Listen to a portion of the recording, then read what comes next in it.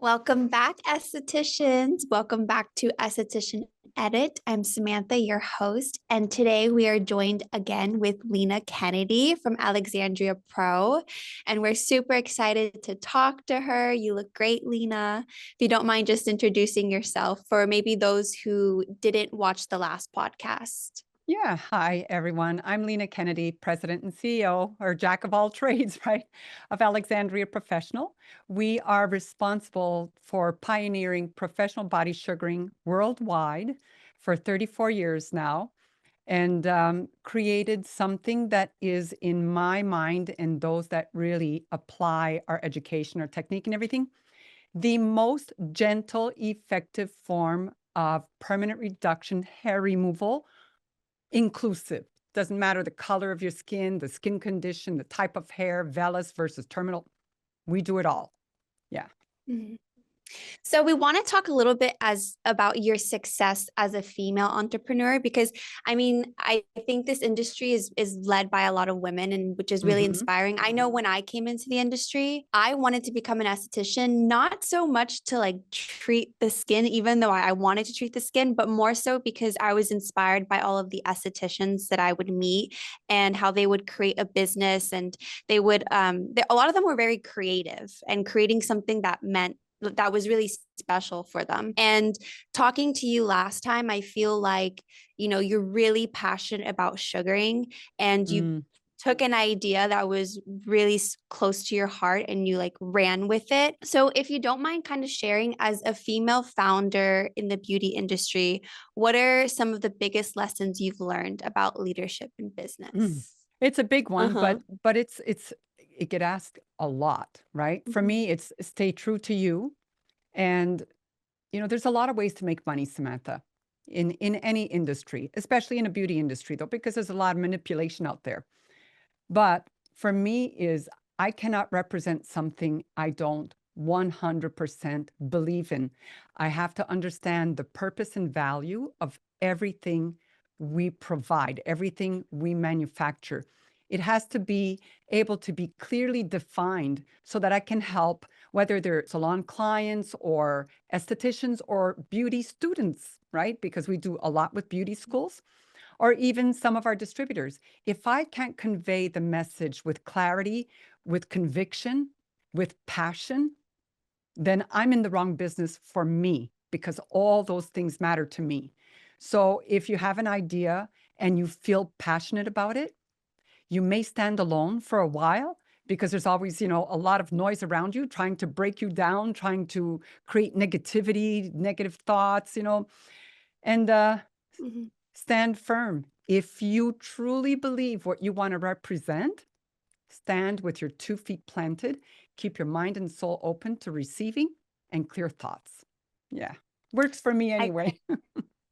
Yeah, no, it works so well for you. And I couldn't agree more because I feel like a lot of estheticians even struggle with like retail sales and selling their products or their services.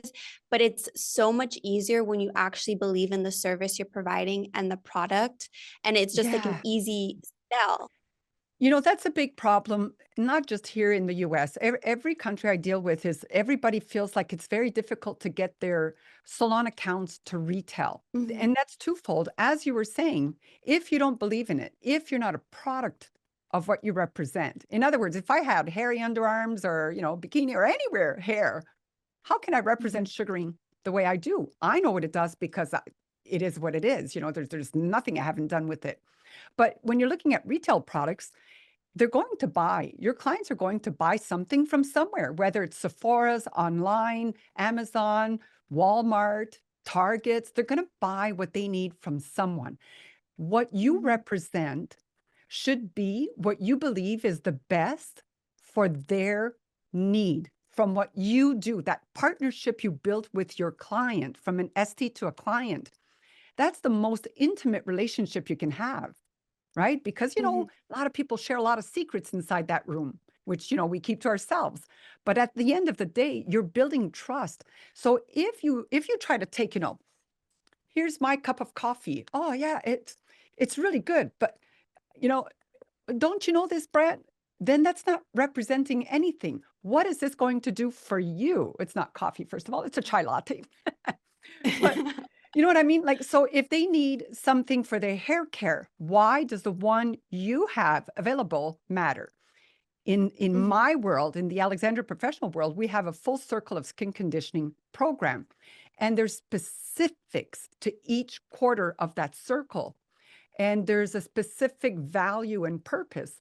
So I need to be able to describe that so that they go home and do these things, and we partner up for to reach the not just the hair removal aspect, to reach the optimum skin condition, because all that affects hair growth, and it affects how the hair comes out. So, and Mhm. not only that, but the skin. I know you know more. I won't talk about everything, but with eczema and psoriasis and keratosis and everything else we take care of, that's great. But the base foundation of that message is everybody's skin becomes better. But if you can't articulate that, the reasons why, what they can Yeah. expect, then how are they going to trust you? And if you can't show your legs, your whatever, to show how good it is, then they still Mhm. can't understand it. Yeah. So I have a lot that Yeah, I do with that.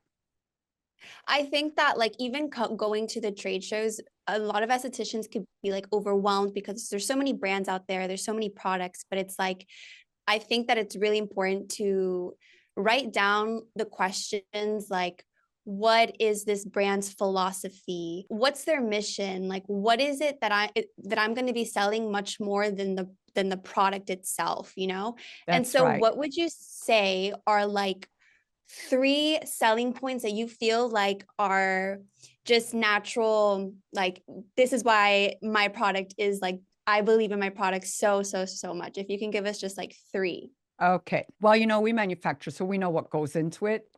You never know what Mhm. goes into it if you're not the manufacturer. So one to me is veganism is important to me. So being Leaping Bunny certified takes a lot of work on a manufacturer, but it's worth the time and money to get to that point. So anytime we try to create anything new, we have to know that the formula, every single ingredient has to be examined to make sure it's all vegan, right? So for me, skin health is number one. So I know anyone who uses our products, they're all like our products are all healthy for the skin. It's kind of like skin nutrients. So that's one thing very important for me. Two, know that the products, that what you say it will do it. But don't Mhm. oversell. By that, I mean, don't over exaggerate, because yes, everybody is different.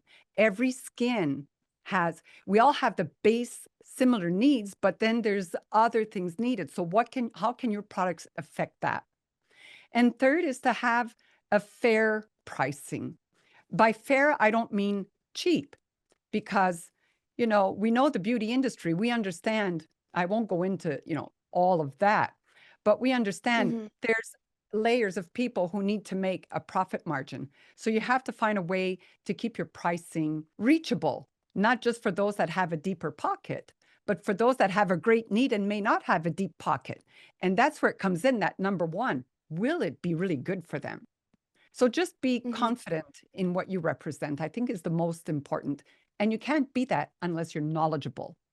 So whoever you're Yeah. working with, whatever brand company you're working with, ask for as much information, education, knowledge, not just, oh, there's this and this and this. Talk about it together. I don't even mean Mhm. role reversal. I really mean open up a conversation. Let the words flow. Let your curiosities and questions come out, and watch how they respond. Mhm. Because that just like your customers are looking at you, if they're asking you a question, they can see how you respond, right? So Mhm. if you're unsure, you're better to say, I'm not that familiar with it, but I want to be able to answer this, not just for you, but for me. Let me get it. That's better than trying to camouflage with a lot of colorful words that will mean nothing in the end. Yeah. Yeah. Yeah. I think it's important also to, as an esthetician, to identify like your values. And then from there, that's when you ask the right questions. Because as you're speaking, I'm really seeing like what your values are as a company. how did these values come to be? Did you always have them from like the very beginning? Were you always like, okay, I want my products to be vegan, I want to focus on this? Or is it something that just evolved with time? No, it evolved, Sam, because 34 years ago, we weren't speaking the same languages we're speaking today when it comes to even, the microplastic they're finding in everything now. So we didn't have as much science behind us. So, but as it became more, we'd have some that were vegan, but I couldn't claim vegan company. So we finally bit the bullet, made the decision, let's go for it. And that's what we did. Just like being gluten-free. I will never Mhm. forget this. I walked into the factory one day and I said, guys, I want to make our company gluten-free. And all the guys laughed at me. Well, is everybody going to just eat everything? Well, you can eat our sugar, but I wouldn't eat my lotion. And I said, you know what? You don't understand. I said, there's only 1% of the population that has celiac, according to what I researched. But one of our people who was an educator in California had celiac, which I didn't know. So when I found out she had celiac, which is why she couldn't use a couple of our products that were not gluten-free, even if they were healthy for the skin, I said, you know what? That's one too many who can't use what we have. So we turned around and reformulated. And now we can claim gluten-free. It's not because it's Mhm. bringing profit in. It's because I felt socially responsible to make this happen for her or anyone else who has that problem. So now I know we're gluten-free certified. I don't know if it's certification. And we're also oncology approved. So that's another step I took. So we became oncology approved. That's very safe and effective and gentle, even right down to the sugaring technique that we do for cancer patients. Proud. I love that. I love that. And it sounds like you are receiving your customer feedback and then acting on it, which I think is super important. You seem like a very go-getter type that like when you want to change something, you're like, let's do it. How do you stay inspired and continue to grow personally and professionally? Like what You keeps know, the it momentum going? it's like a drug into my veins. Not that I ever did that, but still, if I did, I would imagine. It's like a drug into my veins when people send compliments about our company, when they do a Mhm. post, when they give us a shout, when they tell someone else, like, or when I do trade shows. Because the trade shows, as exhausting as they are, because we're like, I'm on my feet, we are on our feet all day long, and there is no stopping of sugaring because everybody wants to try it, right? So, Yeah. but the trade shows, when people say, oh my God, I don't feel, oh my God, like this literally happens every time I sugar someone anywhere in the world and they see how it feels, they're shocked. And that's the injection into my veins to keep going. Even it's been 34 years in April. 34 years. I could go for another 50 years before it's really, really well recognized. It's good that there's so many Mhm. other companies on the market because one company can't do it all themselves. The more out there, the more there's awareness about sugaring. The only problem, if you go to my TikTok, which I think you've gone to, Sam, a lot of people are coming in saying, I had sugar, I'll never go back. It was so painful. They pulled my hair, my skin hurt, I got bruised. And that's the only hurtful thing to me is that I wish everybody would try to sugar with that gentleness, that accuracy, with the thought of feeling what is the customer feeling as I'm molding this, and I just wish everybody would do the best that they can and not think I was trained, I'm certified, I can do this. Get more education, learn more, fine tune your skills because the value to your customer is tenfold.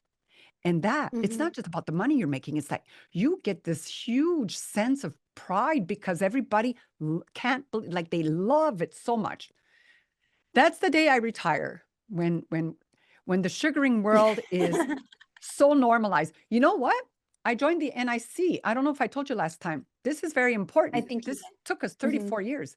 I'm going to be working with NIC as one of their hair, of course, the sugaring specialist, but one of their hair removal for education. And NIC is Mhm. all about the ongoing education or licensing the schools, whatever you call it. In the US, I have a partner in crime that I sit with that manages all the schools for us. But yeah, we're doing that now. That's huge. Yeah, That's that's huge. amazing. That's what's really going to make a difference. And I think you More also schools. being in the yeah, being in the forefront also, and like being very hands-on and face to face with your customer speaks volumes, because there is a lot of brands where they'll have their team, for example, at the trade shows, but the founder themselves won't be there and they won't be teaching and stuff. So I think it works in your favor. And that's something that they're probably missing out on. And also it benefits, your customers, because they get to ask all the questions, and they probably, they want to be the best. Yeah, yeah. Yeah. So a little bit more about you. I'm interested, like a day in the life of Lina Kennedy, like what daily habits or rituals contribute to your success? I won't go into the whole story, but up until about 9 months ago, I exercised pretty much every day. And Hmm. I went through something that, I didn't exercise anymore. I am going to go back. I started walking again. The weather is nice again. But I think exercise, I eat healthy. I may not eat as much as everybody would like me to eat, but everything I put in is actually healthy stuff. So I make sure, just like the products, right? I make sure what I feed my body, not just my skin, my body is healthy. But I could be up at 5:30 in the morning and take care of my little Archie. And then I go to the computer. I'm communicating nonstop. Sometimes it's 11:30 and no word of a lie, because I get to do that for now. I could still be in my PJs at 11:30 because I Oh, didn't wow. stop. I'm just drinking and responding and looking and checking, and then I'm like, geez, I gotta get dressed, because I get lost into everybody else's needs. Not just Mhm. like the company needs, but all our distributors or practitioners or what people begging me to answer on TikTok or whatever it is. And that's the day. And then it's managing. It's a lot. It's a lot of Mhm. work to run a company. It's easier to run a distribution, the front end, and it can be easy to run only the factory, but we're global and we do it all. So and Mhm. I have amazing, my daughter being one of them. I have amazing people on my team. Like, I'm really, really blessed, really blessed. There's no way I could do this by myself. I might go out there and sugar by myself, but I couldn't do everything I do if I didn't have the wonderful structured support I have. I love that. And are there like any books, mentors, or experiences that have had a major impact on your mindset? I can't say I've read a lot of, the self-help books. So I can't say Mhm. I usually start reading and I'm like, yeah, yeah, yeah, yeah, yeah, yeah. So it's not I like, know this. well, no, it's not about, I know it's, I get it. Yeah. And this is what I Oh, do. Just like The Secret. Remember when The Secret came out, the book? yeah. Before the book came out, I was in California and I went to see a naturopath, and she took a chunk of my hair in the back to have, like you take it and you don't touch it and then you get it analyzed. And as we're talking through this appointment, she says, "Have you ever read online something called The Secret?" She goes, "You make, I feel like you're part of that." I goes, "No." Oh. So I went online. She gave me the link. I went online, and I'm like, "I've been doing that all my life." Literally, I've been like manifesting. I didn't know that's what it was called. I've been doing it since I was a kid. I'll be on my Mhm. exercise bike for an hour and I'll be like, I'll do a whole movie of my life, right? So I've been doing that since I was a kid. So then when the book came out, I sent it to my brother, and he said to me, "Oh, wow, Lean, I feel like you wrote this book." And I laughed. And then I met one of the authors in California one time at an event, and he wanted me to partake in their, it was they branched off, the authors branched off, and he wanted me Uh-huh. to partake, but I didn't have time. So Aw. that really, manifestation is important. Meditation Mhm. helps calm you. You can see I'm not the most calm Mhm. person all the time. And yeah, but I haven't, I've had more experiences with individuals.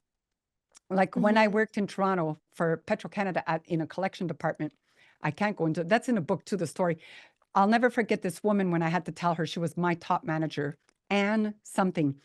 And I met her in the cafeteria. I was having lunch. She came. She goes, "Selena, did you make your decision?" She wanted to send me to school. They wanted to pay to send me to school for management so that I can rise up, right? And I had, Uh-huh. if you read my book, I dropped out of school in grade 9.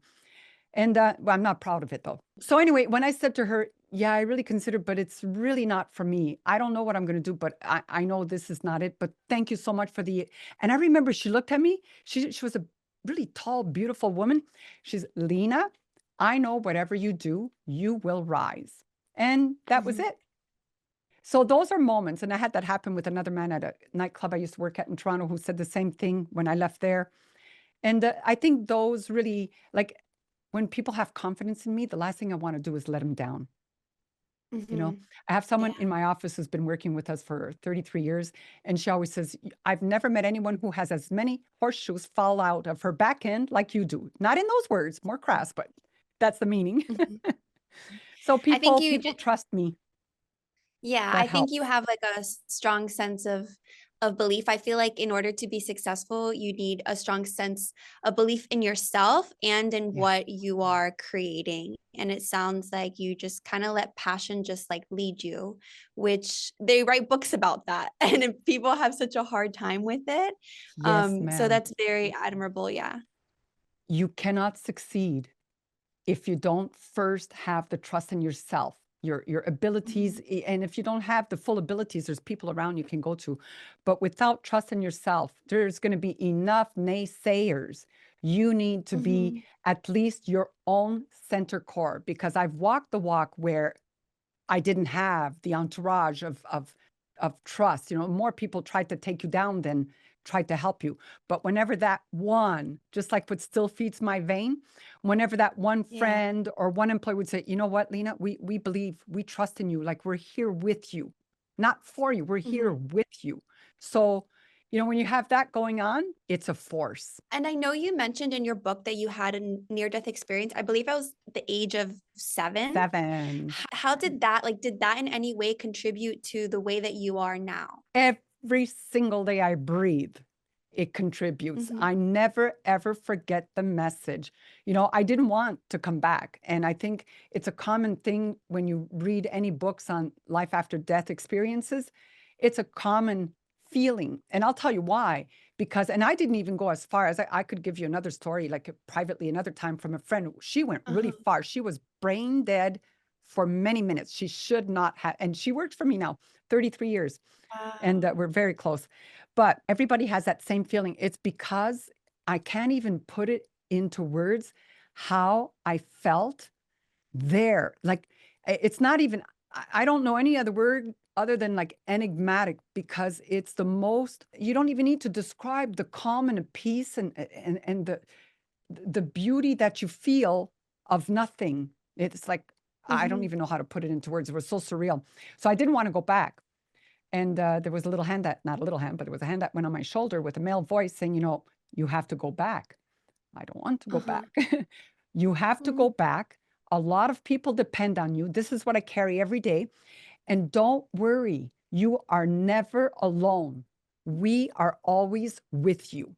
I have never, in tough times, I remind myself, all right, what will be, you know, just keep going Mhm. forward, let go, right? What doesn't work Mhm. for you, what's not needed, you need to let go to have space for the good new stuff to come in. So I have little shoulders. I think that's the one thing that I was blessed with, which I don't like, but I think the little shoulders makes everything roll off faster. So I Uh-huh. can just let it go a little bit easier. I don't know. Maybe that's why I ended up That's with so these little shoulders. beautiful. I actually like on my free time, I haven't done it in a while, but I one of like my things is that I like to listen to near death experiences on YouTube Yeah. because of those messages, and it kind of reminds you of like it just brings like a sense of peace, and that you don't need to worry as much as we worry, and life No. isn't as serious, so it's kind of This is like not just end all do. be all. It's a Yeah, great exactly. journey. It's, you know, some are more blessed to be here than others. And I realize Hmm. that, you know, like being born on the wrong side or the right side of the track, as they say, but it's just a journey. That's what I Hmm. believe. Sometimes, you know, even I, with everything I understand and know and practice and preach, sometimes I let the stress infiltrate. And I went to Yeah. a relaxation. Okay, they smoke, but I don't smoke. It's a, I don't know what you call it, like a THC thing. And so I tried one last night for the first time. It was fantastic. So it's a meditation. It's a meditation place, like about 10 Uh-huh. women go. Yeah, I got to tell Uh-huh. you, I think I'm going to go more to see, to reteach myself how to do my own meditation, because I used to get there in no time at all. So I have to reteach Mhm. myself. Yeah. I love that. That's beautiful. Okay, so let's go a bit into sugaring. So, if you estheticians are listening to this now and you haven't listened or watched our last podcast, we talk about what sugaring is, the difference between sugaring versus waxing. I kind of, in this podcast, want to get a little bit more into the products. So, like, if I'm an esthetician and I'm starting off with Alexandria Pro, what do you feel like are the essential products that I should look into or start off with? Well, when you get trained with us, you have to have your pre and post care, your cleanser, your Okay. tonic, your powder, and your hydrating lotion after. That's like the very base of it with the sugar types. But for post care as a professional, we have something called Sisimi. Mhm. The Sisimi and mud puddle are two things I would say carry in a back bar because if someone has very sensitive skin, you can apply the Sisimi before, leave it on for 15 minutes and wipe it off because it's, more oily with shea butter. So you want to wipe it off because the skin has to be well cleansed of skin oils and lotions, period. Mhm. Otherwise, the sugar will slip off the skin, right? It won't penetrate and it won't do the things it's supposed to do. So the Mhm. C-seam is a great go-to for before or after, especially if you're extracting vellus hair, which can lead to histamine reactions. So there's a whole category that we teach about that and the value of it. Even if somebody, let's say their upper lip, they're usually a little sensitive or they've never tried sugaring before, you can try it without the sesame, but the sesame just calms. Whether you do before or after, it just instantly calms the skin. It's not an anesthetic cream. It just calms the nerves so you don't get the messaging saying, hey, I'm uncomfortable, right? Mhm. Yeah. And then there's, and that again, that helps with histamines also.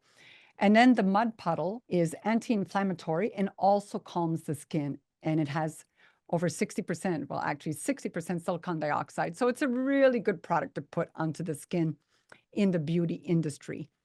So that Mhm. would be your back bar professional that is a Okay. must.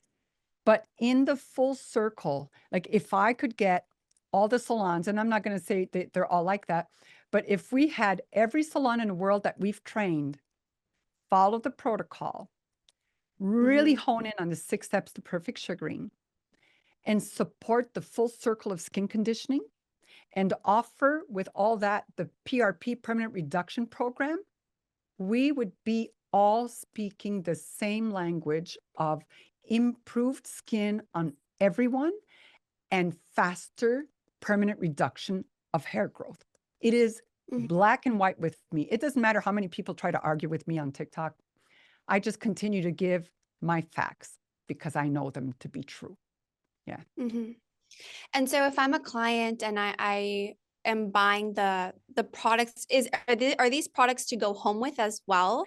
And Yes, how that's the full often circle retail for home. Yeah. okay, and how often do I use it? Like, what Okay. does that look like?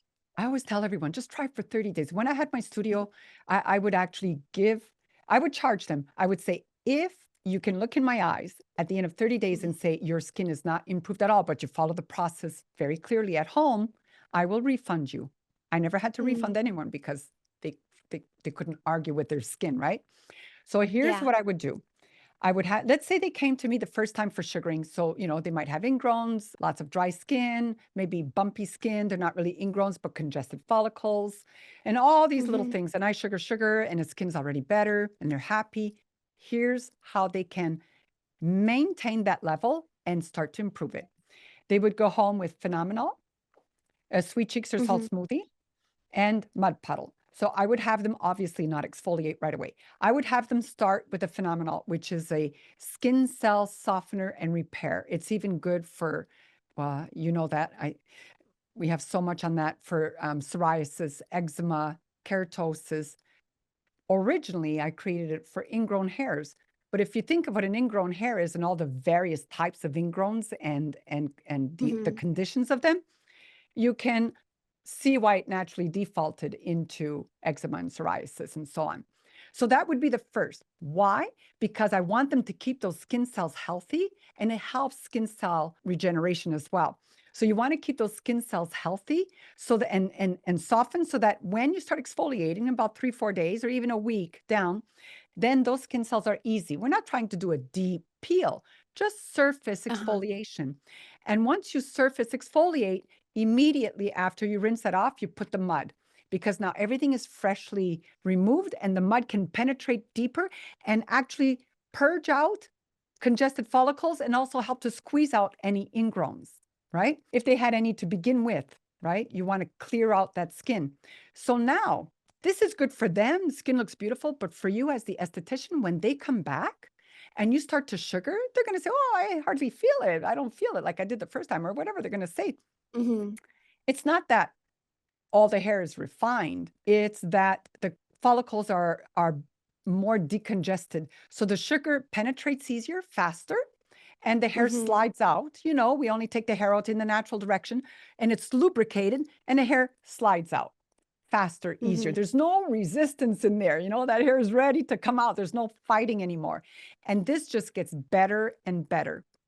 And when they go on the permanent reduction program, which means depending on the body part and the how quick their hair grows back, when they go on a PRP program, you know, they might be getting sugared some anywhere between 5 to 10 days in between, up to 2 weeks, right? Not Mm-hmm. because they have a lot of hair. It's because any hair that is popping through the skin, we know is in the early anagen stage. And you get to take every hair out. You try that for 6 months, you see quite a result. You get to take every hair out in the early anagen stage alone. So now you Mm-hmm. have beautiful skin, decongested follicles, vibrant color, more fresh looking, and the treatment is so fast and easy. It's ridiculous. Wow. This is very, like, if I could teach anyone who wants to learn everything and become an expert when they open their place, I would have them come for 1 month and do every, so they Mm-hmm. walk out understanding, knowing, master of all, the 6 steps, master Mm-hmm. of all body parts with the knowledge that they can share and communicate. That would be another level. I love that. And the permanent reduction program it's basically the client would come in every week for 6 months, is Yeah, what you're saying. depending on the body part, it could be, and for like Okay. if it's hormonal facial hair, they could come in Mm. every day just to remove 2, 3, 4, 5 hairs that are coming through, but they don't want to, you don't want them to pluck because most people pluck. Yeah. And when they pluck, they break. That's why you get a lot of hyperpigmentation and keloids in women here because it's the toughest place to remove the hair. And that's where they break the most. So they get really bad ingrowns and then they go after that Uh-huh. and then they end up with keloids, hyperpigmentation. Would that be beneficial for like women with PCOS that are growing like are now growing the facial hair? Absolutely. 100%. Absolutely. And gentle. And you could do them like every 2, 3 days, whatever they need. So they never Mm-hmm. have all the hair there ever again. So what we do in the Mm-hmm. beginning, we manage the hair growth so that it's not a burden on the, I have so many stories about this. So the first thing you want to do for a woman is take away the burden of having this type of facial hair growth, period. Mm-hmm. And then you want to work with them to diminish it. And I'm not going to say you will get rid of 100% of it. Nobody, not laser, not electrolysis, can say that. And I have a lot of stories on that too. However, Mm-hmm. to get it under control where it's no longer a burden, you will refine the hair so that the hair doesn't come back pronged. It starts to, so it's less visual when you look to the side. You know, there's a lot of Mm-hmm. stuff. I'm about to write an article actually, sensitive skin and sugaring. And then another one on all the different types of hair textures and colors that we Uh-huh. can do. Yeah. I love that. I'll be honest. I actually had a dream like a month ago that I was waxing, like because I do facials. And then the more that I speak to you, the more that I'm like, wow, I feel like this is a service that I need to like start or just start practicing because I am like that person that has the dry legs, that has really, Ah, really thick hair, that has the bumps. I also have PCOS. I don't have as much hair as other on women do, right. but I do grow like a little bit here. Now's the time to take care of it Yeah. So I effectively feel and like I can safely. practice on myself. Yeah. And then Exactly. hopefully treat people. Well, So, you got to come to us, take this course, and then yes. jump onto all of our master classes, mastery classes online, because you still get access to an educator that way. Once you learn the 6 steps, taking our online courses is easy because you have the Mhm. foundation of it. The rest is just to help you get better and better. Just like our, don't laugh at me, but I wanted to call it the Sugar Better Masterclass. We're going to change it to the Mastery Class because Sugar Better sounds arrogant. That's not what I meant by it. I really mean like Sugar Better. So we'll call it the Uh-huh. Mastery. I'm sharing that with you, and I'm sure my team is going to kill me, but that's the reason. Well, I love it. And I feel like after these 2 calls with you, like I really do, I'm being so honest. I think that I'm going to take the leap with sugaring. And I'm convinced that there's other people listening as well that are going to as well after hearing your podcast. Any esthetician is considering adding sugaring to their services, what would you say to them? Shop around, Mhm. talk to people, make sure you get, in order to bring sugaring in and be very successful, put your best foot forward and accept that you must learn and practice a Mhm. lot to become a master.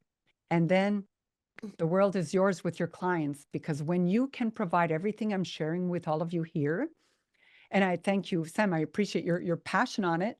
And but the reason you're feeling that is because of I believe everything I'm saying and I've seen the facts, the results, Yeah. right? So just do your shopping around, and Mhm. cheapest is not always best. Look for quality, look for good education, look for good support, and don't be shy, no matter which company you go with, to reach out to them for more, anything, just a conversation, more knowledge, more makes you better and gives your clients Mhm. what they deserve. That's really it for me. The client. Awesome. It's Thank all you so about the much. client. Well, thank you so much. If anyone is interested in learning more about Alexandria Pro, you can visit alexandriapro.com. And you can also visit Alexandria Pro at the ICS Philadelphia show happening May 4th We'll be and there. 5th. They're going to be doing a workshop on sugaring versus waxing.